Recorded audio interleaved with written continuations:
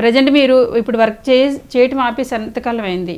నేను కరోనా నుంచి వర్క్ ఏం చేయట్లేదు. 9 years బ్యాక్ యాక్సిడెంట్ అయింది. ఈ కాళ్ళు చేతులు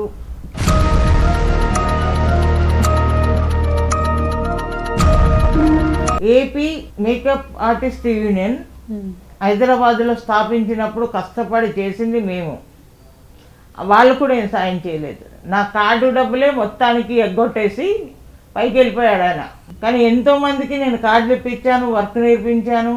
పెద్ద పెద్ద అమౌంట్లు సంపాదిస్తున్న హీరోయిన్లే సహాయం చేయలేనప్పుడు చిన్నగా మేకప్ ఆర్టిస్టులు వాళ్ళే హెల్ప్ చేయాలని మనం ఎక్స్పెక్ట్ చేయకూడదు. మన యూనియన్ నుంచి చేయాలి కదా.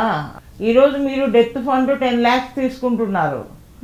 మరి నేను ఆ మెంబర్నే కదా. ఎంత కష్టపడ్డాను, పెట్రోల్ మోసుకొని, రూమ్లు ఇవ్వకపోతే మేకప్ ఆఫీస్కి ఇవ్వమంటే వాళ్ళని బతిమలాడుకొని అది చేసింది నేను సింహాద్రి గారు, కొంతమంది ఉన్నారు మెంబర్స్. మేమందరం కష్టపడి అది నిలబెట్టాము.